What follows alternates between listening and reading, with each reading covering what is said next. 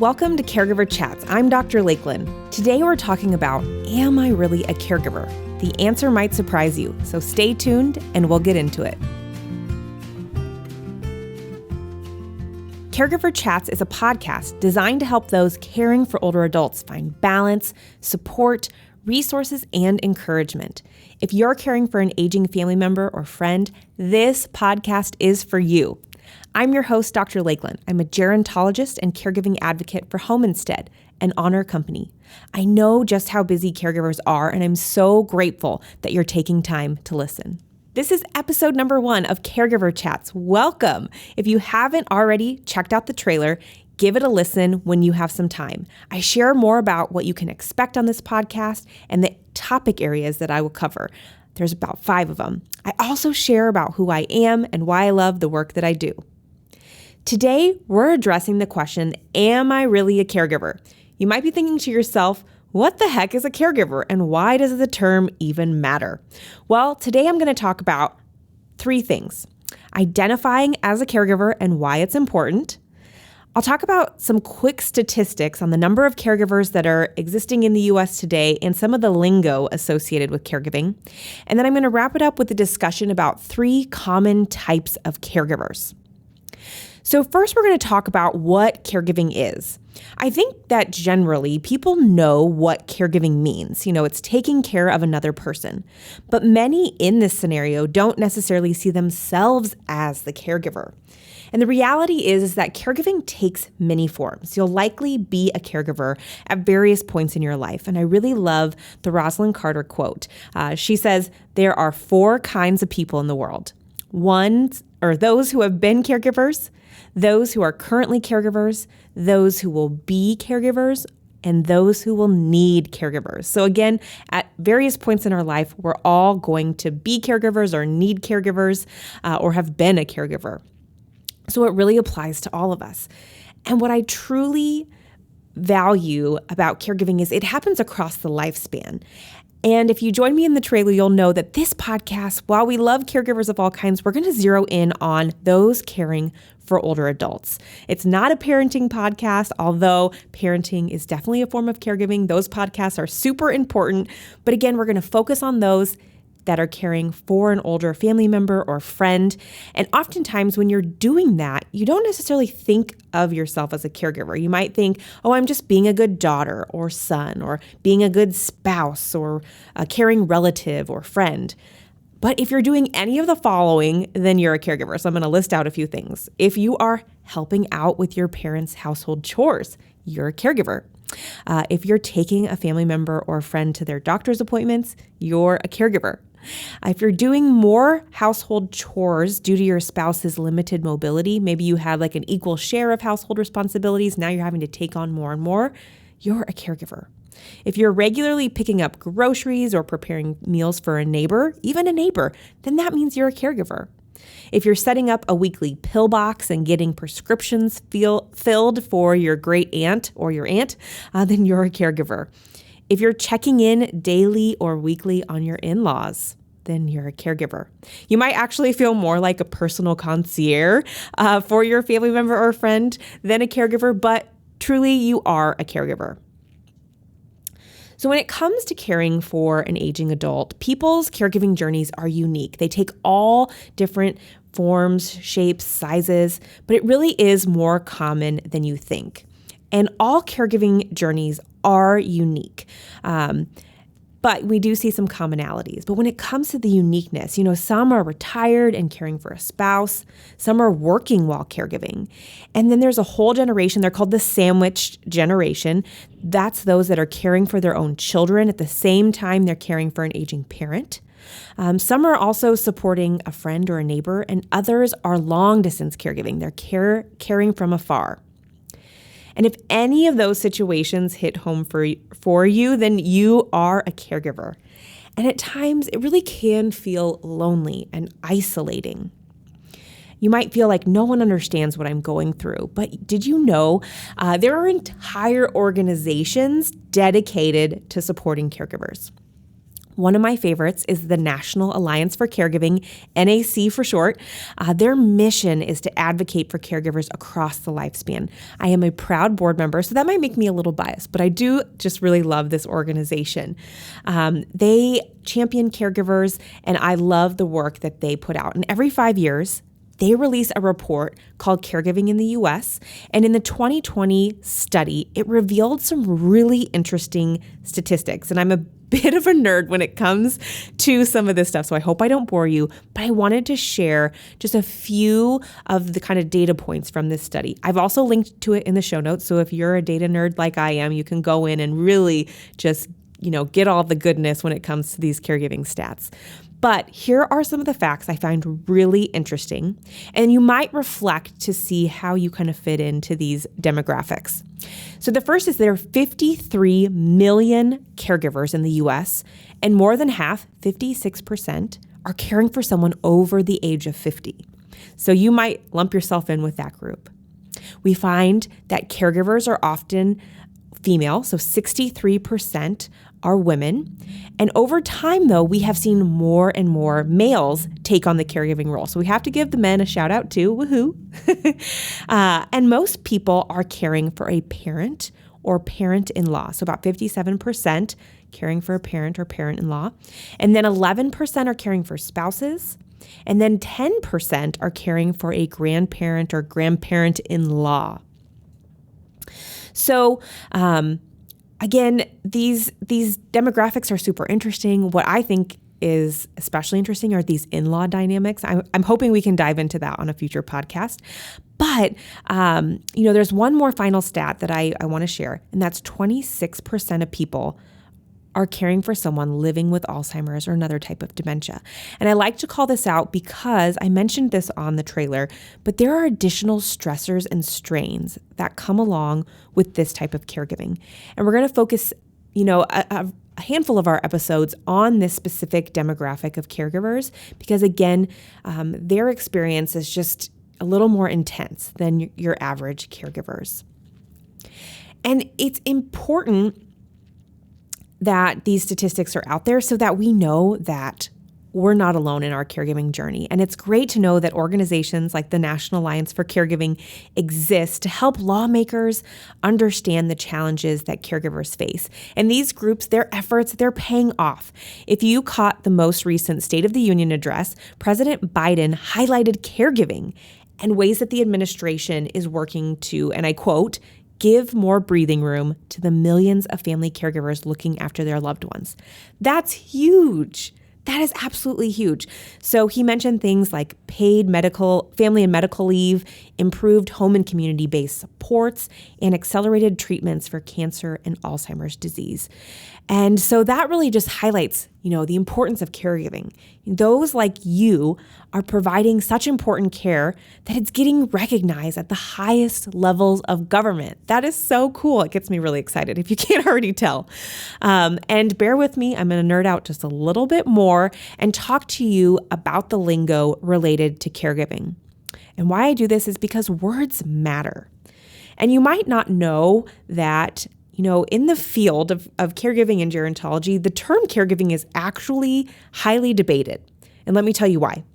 Some feel that the term caregiving implies that only one-way relationship, that you're giving to the person that you're caring for, but you're getting nothing in return, like a one-way street. Another term that's being used more often is care partner. And that implies more of an equal caregiving scenario. So like more of a two-way street. So the person that receiving care is a true partner in that care. And the two are really collaborating to work towards a common goal. And then in other countries like the UK, Australia, and New Zealand, they use the term carer, which is the term care with an ER on the end, so carer. And that term refers to a person of any age that's providing unpaid care or support to another person. And you might say, Lakelyn, why do the terms matter? But I bring it up because you might identify as one or another, a caregiver versus a care partner. And then you might also hear me use these interchangeably throughout this podcast. So I wanted you to know whether you identify as a caregiver or a care partner, you're in the right spot. This podcast is for you. And you might also feel your caregiving identity change over time. And there's actually a theory around this. It's called the caregiver identity theory. Let me just tell you a little bit more. And there's various stages of this caregiver identity theory. And so in the beginning of your caregiving journey, you might feel more like a care partner. You're supporting the person that you're caring for. Maybe it's just a little bit at the beginning. But as the person maybe needs more assistance, they progress through their disease, you feel a little less of that family role or a care partner role, and you're starting to feel more and more like a caregiver, or you're giving more and the other person might not be able to give back as much. And so there are various phases in this caregiver identity theory. And again, your role shifts and changes as you kind of go through that caregiving journey. So it's okay and it's natural, it's normal to feel that shift and change in your caregiving journey. So if you are feeling like, wow, I'm caring for my husband, but I'm starting to not feel like the spouse, you're not alone. Or if you're an adult daughter and you're kind of mourning the fact that you're losing that mother-daughter relationship or your father-son relationship, you're not alone. Those are very normal feelings. And there are some ways that you can kind of take back part of that family role. You can kind of reverse it a little bit by getting support and resources. So I'm so glad you're here joining us on this podcast, because we're going to be sharing a lot of resources over time that will hopefully help you find that balance and regain some of that probably meaningful role in your relationship to whoever you're caring for. There's also, when it comes to that lingo and terms, some discussion around the word family in the term family caregiver and loved ones. And the reason that this is being kind of debated and talked about is it doesn't fit for all caregivers, because not everyone is caring for a family member or a loved one. You might not even like the person that you're caring for. You might be related to them, but you might not love them or even like them. And so I want to be sensitive to those terms as well. Family units are full of complex relationships. Again, you might be caring for someone that you have a strained relationship with or a complex history. And sometimes caregiving can bring about some of those feelings that maybe you buried deep inside, or kind of bring up some tensions that once existed, or maybe amplify them. So again, I just want to acknowledge that. And no matter who you're caring for, you're going to have your own unique set of circumstances. Everyone's caregiving journey is different. That journey looks different for everyone. But I do tend to see 3 common patterns of caregiving. And so I'm going to kind of wrap up today's discussion by talking about those 3 types of common patterns. One is caregiver creep. That's where you slowly become a caregiver over time. The other is when you are a caregiver triggered by a crisis, you become a caregiver overnight. And then short-term care. And that's when you're helping someone for short stints or a designated period of time. So I'm going to dive deeper into all 3 of these. But before I do, here's a word from Home Instead, our sponsor. This podcast is brought to you by Home Instead, an honor company. If you find yourself needing extra support as a family caregiver or time away from your caregiving responsibilities, Home Instead can help. Our home care services are delivered by compassionate care professionals and range from personal care, meal preparation, and medication management to Alzheimer's care and hospice support. Visit homeinstead.com to learn more and to find a location near you. So that first type of caregiving journey that's common is called the caregiver creep.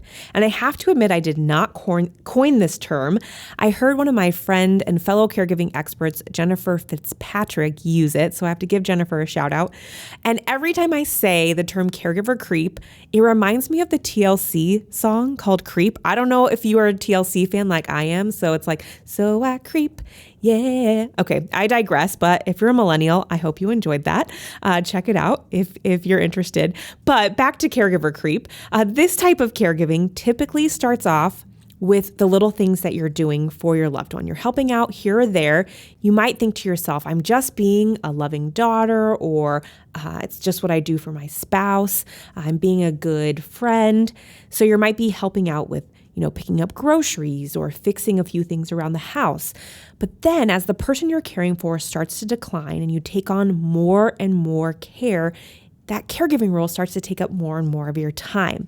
Now you might be going over every week or multiple times a week. Maybe you're checking, is the fridge full? Is the pillbox filled? Maybe you're helping out with some laundry. And then the person continues to decline more and you're feeling the need to check in on them daily, making sure that they're okay, making sure they haven't left on the stove or that they've taken their meds for the day, or make sure that they've eaten at least a couple meals. Maybe you even move your loved one in with you at that point. Maybe mom or dad moves in, or maybe you're somehow providing more care around the clock, 24/7. And this could happen over the course of months or years. The caregiving responsibilities just creep up on you. Another visualization of this is kind of like a slow boil. The water heats up slowly, starts to simmer, and then before you know it, it comes to a full-on boil. And, you can become overwhelmed. That boil can come on all of a sudden. You're no longer feeling that balance.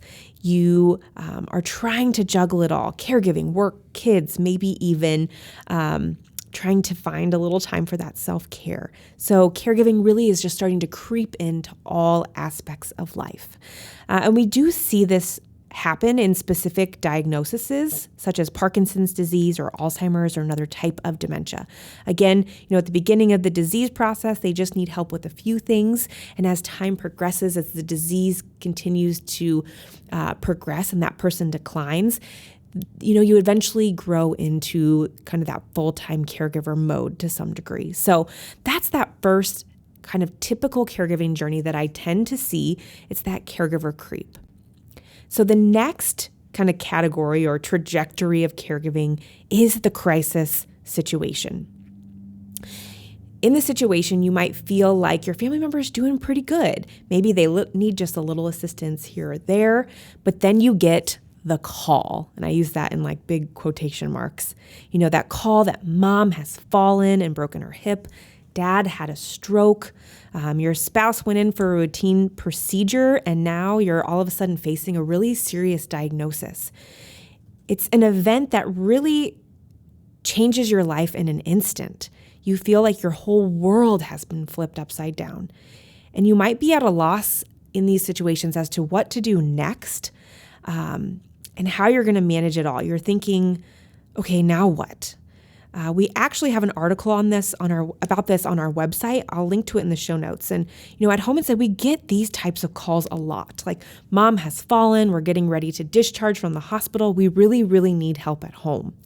And it's unfortunate that not a lot of families have planned for this type of crisis situation or even have discussed what their loved one or the person that they're caring for would want. And so all of a sudden they're in a crisis. Caregivers are thrust into making decisions and wondering, okay, is this the best decision for my loved one? Would they want this? And they're scrambling to do research. And in those instances, they might not be making the most informed decisions. And often in these scenarios, there's also a lot of emotions that are bubbling up, and it can cause tension in the heat of the moment. There can be arguments and tears and frustration and anger, and it can be a hard time for families. So that's another reason why I am such a proponent for planning ahead as much as possible, so that if your family enters into this crisis situation, that you're not left scrambling. And so again, I shared a few examples of scenarios where this might take place. Dad has a stroke, and overnight you are all of a sudden having to figure out, okay, how do we find a rehab facility for him? Okay, now he doesn't have function on one side of his body. Is the bathroom set up for safety at home? Do we need to get some grab bars installed? So it can trigger a lot of immediate decisions that need to be made. And so again, that's that second kind of trajectory of caregiving that I see often. And it's triggered by a crisis. And then the third and final kind of scenario when it comes to caregiving that I see is a short-term caregiving role. And dare I say it, the most common type of caregiving that's likely to happen over the course of your life. So in this type of situation, it might be your loved one has a planned surgery or procedure. They might undergo treatment for a disease like cancer, or maybe they're recovering from an accident. And in these instances, they're typically shorter in nature. So you're caring for maybe a short period of time. There might be a defined beginning and end. And often the caregiver or care partner is, helping to take the person to appointments or cooking for them or making sure that they're getting their meds taken. And they do that until that person gets back to kind of a place where they're functioning independently. They no longer need your support. And that's when your caregiving journey ends. So again, it's short term. It's not kind of that long trajectory of caregiving. And again, you might be doing that for various people within your life. Some might be caring for a loved one who's recovering from hip surgery, and then might have another relative that goes through cancer treatment and needs some extra assistance. It might be intense and draining for that period of time, but it usually comes to some sort of end. And so that is that third and final kind of trajectory of caregiving that I see often. So whether you're feeling the creep, if you're experiencing the crisis, or if you're on a short-term caregiving stint, just know that you're not alone. And I'm going to say it again because it's so, so important. You are not alone. Whether you've known you're a caregiver or care partner, or if you're listening to this episode and realize, oh snap, holy cow, I'm a caregiver, then I hope you'll tune in to our next episode where I'll be sharing 5 tips to set you up for success on your caregiving journey. And while I plan to share a lot of information on this podcast, I also want to hear from you. I will answer questions live during some of these podcasts. I also want to hear about your caregiving tips and your caregiving story, so please email me at caregiverchats@homeinstead.com. And also follow us on Facebook and Instagram at Homeinstead Inc. INC for previews of upcoming episodes, caregiving tips, and more. You can always find links to this in the show notes. Thank you for listening, and please remember, take good care of yourself while you're caring for others. Caregiver Chats is brought to you by Homeinstead. If you're looking for in-home care to support you on your caregiving journey, please visit homeinstead.com/caregiverchats to learn more.